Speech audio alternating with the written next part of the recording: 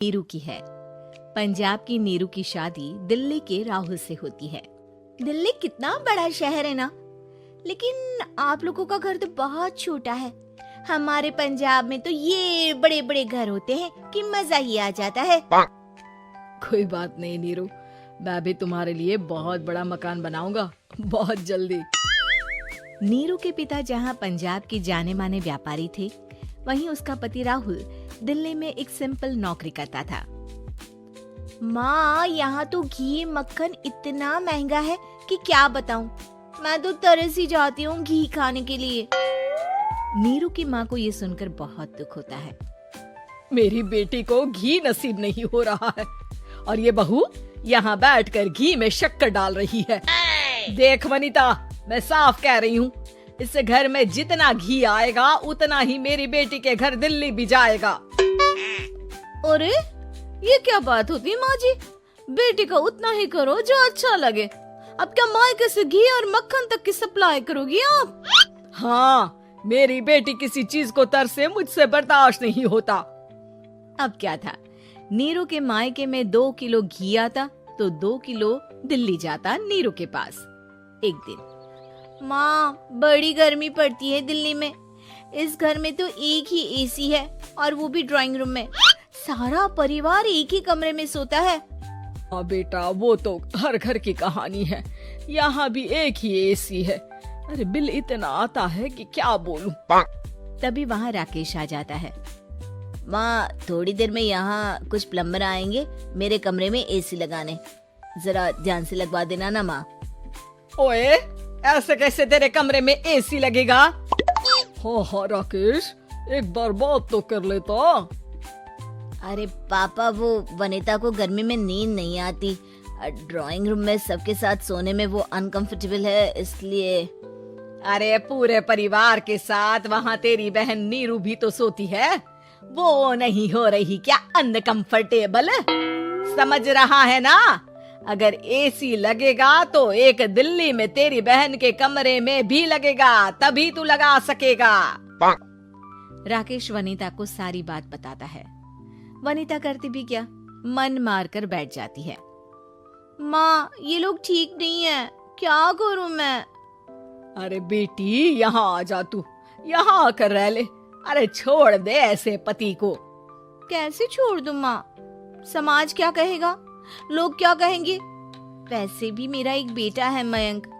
अरे हटा बेटा, तेरी उम्र ही क्या है, इतनी परेशान रहेगी तो काम कैसे चलेगा। खैर, बात आई गई हो जाती है। माँ को लगता है कि नीरू ठीक है, तो वहीं नीरू के मन में एक ही लाइन चल रही होती है, यहाँ आजा। माँ ने तो बोल ही दिया है कि यहाँ आजा। बस मयंक थोड़ा सा बड़ा हो जाए, इन गरीबों को छोड़कर मैं वापस माँ के पास ही चली जाऊंगी। वो इसी सोच में बाजार में चल रही थी कि मैम, आपका दुपट्टा जमीन को छू रहा है। नीरू जैसे ही उस लड़की की तरफ देखती है, देखती ही रह जाती है। हाय रे, कितना सुंदर लड़का है ये। अब क्या हुआ? मैंने कहा आपका दुपट्टा।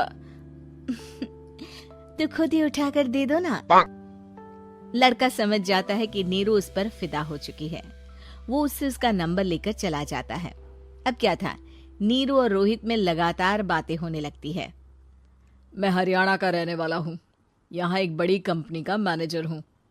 अच्छा, और कितने बच्चे हैं तुम्हारे? बच्चे? अरे मेरी तो शादी भी नहीं हुई है। तुम बताओ, शादी करोगी? नीरू शर्मा जाती है। अब लेकिन मैं तो पहले से ही शादीशुदा हूँ। मुझे फर्क नहीं पड़ता, बस तुम शादी कर लो, भाग चलते हैं। बहुत पैसे वाला हूँ मैं, हमेशा खुश रखूंगा तुम्हें। नीरू रोहित से मिलकर सारा प्लान बना लेती है और फिर एक दिन घर से भाग जाती है। दोनों शादी कर लेते हैं। शादी के बाद। क्या बात है नीरू, तुम्हें परेशान सा देखता हूँ, सब ठीक तो है ना? हाँ हाँ, सब ठीक है।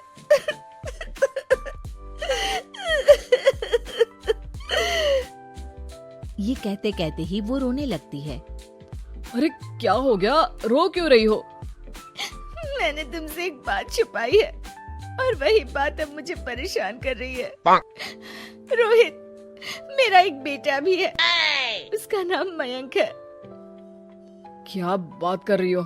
ये तुमने मुझे पहले क्यों नहीं बताया? देखो नीरू, मेरी माँ को मैंने ये नहीं बताया है कि तुम शादीशुदा हो। बच्चा मैं मैनेज नहीं कर पाऊंगा। नीरू को समझ में नहीं आता कि वो क्या करे। तुम उस बच्चे को अपनी माँ को क्यों नहीं दे देती? नीरू चुपके से माँ को फोन करती है। माँ, क्या मयंक को तुम रख सकती हो? बेटा, मैं राकेश के साथ बात करती हूँ। आखिर घर का बेटा वही है, जो वो बोलेगा। वैसे भी बेटा, तूने जो किया है ना, उसके बाद से पूरा घर तेरी बुराई कर रहा है। मैं भी अब किसी से तेरे लिए लड़ नहीं सकती। राकेश बेटा, नीरू ने तो जो किया बहुत ही बुरा किया, लेकिन मैं सोच रही थी कि क्यों ना मयंक को हम यहाँ ले आए। तभी वनीता बोल पड़ती है। वाह जी, ऐसे कैसे यहाँ ले आए? यहाँ क्या भंडारा भरा है? और जिस बच्चे की माँ ने नहीं सोचा, उसके लिए हम क्यों सोचे? नीरू को एक बार तो अपने बच्चे के बारे में सोचना चाहिए था ना। अरे लेकिन तेरे पास भी तो लड़का नहीं है ना वनीता। माँ, वनीता ठीक बोल रही है। कल को वो बड़ा होकर इसी घर का हिस्सा मांगेगा तो हम क्या करेंगे? माँ कहती भी तो क्या, वो चुप रह जाती है। वहीं नीरू का पहला पति कहता है। माँ, अगर आज भी वो वापस आ जाए तो मैं उसे माफ कर दूंगा। बेटा, गरीबी चीज ही ऐसी है, क्या करेगा? तू तो अब मयंक का सोच। वो बेचारा तो बिना माँ का हो गया। मयंक के खातिर तू दूसरी शादी कर ले बेटा। लोगों के लाख समझाने के बाद नीरू के पहले पति की शादी रिद्धि से हो जाती है, जिसके पहले पति से 2 बच्चे होते हैं। देखो जी, मैंने शादी सिर्फ बच्चे के खातिर की है।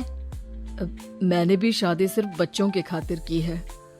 वहीं नीरू के दूसरे पति के मन में ये बात घर कर जाती है कि नीरू एक मासूम बच्चे को उसके खातिर छोड़ कर आई है। अब देखो नीरू, मुझे लगता है कि जो औरत अपनी कोख का बच्चा छोड़ सकती है, वो तो कुछ भी कर सकती है। कल को तुम्हें मुझसे अच्छा कोई मिल गया तो तुम तो मुझे भी बाय बाय कर दोगी ना। नीरू को अब उसका दूसरा पति ताने देना शुरू कर देता है। तंग आकर नीरू उसके यहाँ से भागकर अपने पहले पति के पास चली जाती है। लेकिन ससुराल में क्या लेने आई है नीरू, मयंक को? नहीं नहीं सासू माँ, मुझसे गलती हो गई, मुझे माफ कर दीजिए। नीरू, अब वक्त खत्म हो गया है, मेरी शादी हो चुकी है। तो छोड़ दो ना उसे, हमारा बच्चा है। मैं आपको अपनी माँ नहीं मानता, मेरी नहीं मान तो बात अच्छी है।